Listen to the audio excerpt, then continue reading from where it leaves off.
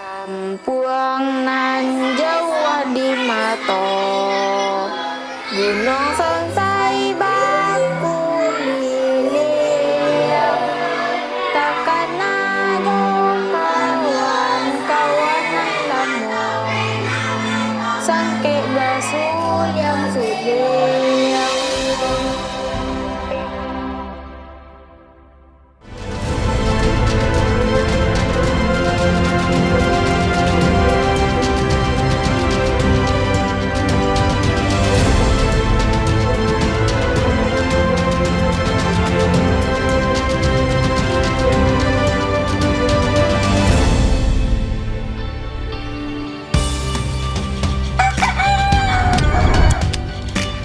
Matahari kembali bersinar di Batang Anai.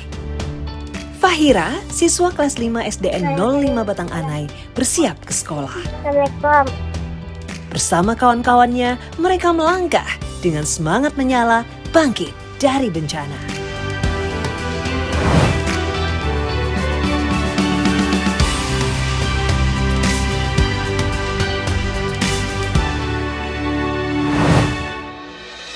Hujan deras berturut-turut di akhir November 2025 mengakibatkan sejumlah daerah dilanda banjir dan longsor. 25 November 2025. Bencana hidrometeorologi mulai melanda Pulau Sumatera. Siklon tropis Senyar menyebabkan hujan lebat turun tanpa henti. Akibatnya, banjir dan longsor meluas di 3 provinsi di Indonesia, Aceh, Sumatera Utara, dan juga Sumatera Barat, tempat Fahira dan teman-teman berdomisili. 27 November 2025, banjir sampai juga menyapu sekolah mereka SDN 05 Batang Anai, Kabupaten Padang Pariaman. Bukit di belakang sekolah longsor. Sekolah yang mereka sayangi runtuh berpadu tanah. Waktu itu aku masih di rumah. Aku dapat chat dari teman aku karena sekolah kena longsor dan roboh.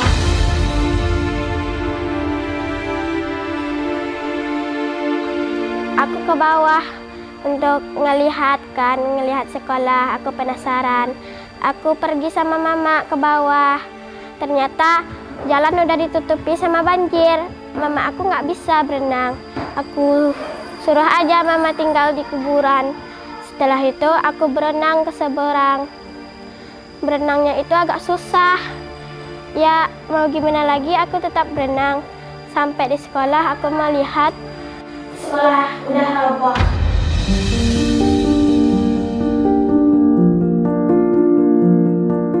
Akibat longsor dan banjir, SDN 05 Batang Anai kehilangan 6 ruang kelas, musola, ruang kepala sekolah, serta 3 rumah dinas guru.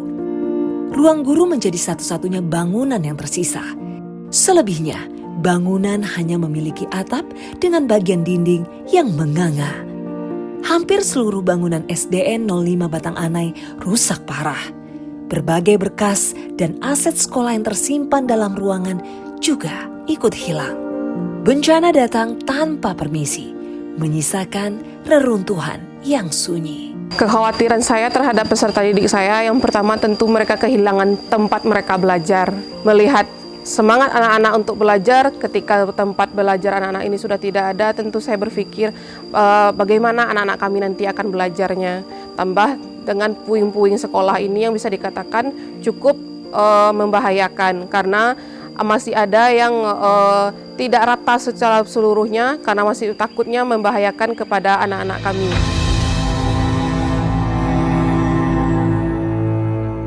Longsor dan banjir membuat aktivitas belajar mengajar di sekolah terhenti.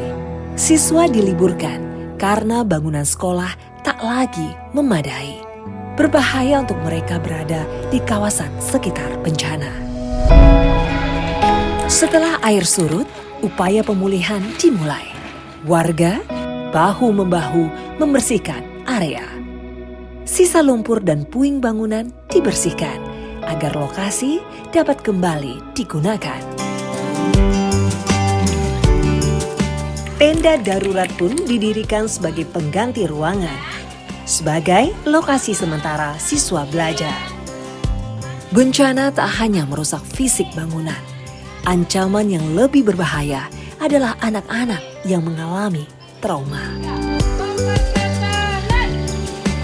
Mental mereka harus dijaga agar tak terganggu secara psikologis. Karena itulah, trauma healing menjadi salah satu kegiatan penting. Tujuannya agar jiwa-jiwa mungil ini kembali percaya diri, menemukan kembali keberanian, dan bisa menjalani hidup dengan senyuman. Pemerintah bergerak cepat. Kementerian Pendidikan Dasar dan Menengah hadir membangun sekolah-sekolah darurat. 6 ruang kelas didirikan dengan ukuran masing-masing 6 kali 5 meter. Proses pembangunan berlangsung selama 3 minggu. Kelas darurat semata-mata ditujukan agar anak-anak tidak kehilangan haknya untuk mendapatkan pendidikan. Bantuan juga mengalir dari berbagai penjuru. Sebanyak 4 ruang kelas darurat didirikan oleh lembaga swadaya masyarakat. Semua berpadu, bersatu demi kelanjutan pendidikan anak-anak Indonesia. Pelan-pelan, SDN 05 Batanganai bangkit. Melalui pembangunan sekolah darurat, anak-anak dapat kembali belajar di lingkungan yang aman dan tertata. Pendidikan di situasi pasca bencana memiliki tantangannya sendiri. Sekolah darurat menuntut adaptasi besar, termasuk penerapan kurikulum darurat yang difokuskan pada materi esensial agar pemulihan belajar siswa tetap berjalan optimal. Setelah kejadian itu, memang pemerintah menetapkan kurikulum darurat. Dan saya sebagai guru kelas 1 di dalam kelas saya mengaplikasikan tidak terfokus pada kurikulum yang ditetapkan kurikulum nasional. Saya mengacu pada kurikulum darurat itu dengan tidak terfokus pada materi. Saya lebih menekankan kepada trauma anak-anak. Dalam pembelajaran itu saya lakukan trauma healingnya dengan cara bermain, ngajak anak-anak itu. Jadi saya melakukan trauma healing, disambil-sambilkan Bu dengan materi pembelajaran, dikait-kaitkan gitu Bu. Kementerian Pendidikan Dasar dan Menengah juga hadir memberikan bantuan peralatan sekolah. Ada tas, buku, serta alat tulis lengkap. Peralatan dasar yang sangat dibutuhkan para siswa. Karena peralatan yang mereka miliki sebelumnya direnggut dahsyatnya bencana. Bantuan ini adalah bagian dari program Kementerian Pendidikan Dasar dan Menengah bagi sekolah-sekolah terdampak bencana. Kemendikdasmen hadir dan mendata sekolah-sekolah mulai dari yang rusak ringan hingga rusak berat. Langkah selanjutnya adalah revitalisasi sekolah melalui skema transfer dana langsung ke rekening satuan pendidikan. Bantuan ini mendapat sambutan hangat dari para siswa. Terima kasih Pak Menteri. Revitalisasi gedung sekolah butuh waktu, apalagi untuk sekolah rusak berat seperti SDN 05 Batanganai. Ruang sekolah darurat membantu anak-anak untuk tetap mendapatkan hak pendidikan sambil menunggu revitalisasi sekolah rampung. Menjadi warga yang terdampak bencana bisa kembali melihat anak-anak bersekolah adalah sebuah anugerah. Kementerian Pendidikan Dasar dan Menengah telah menganggarkan bantuan pasca bencana pendidikan.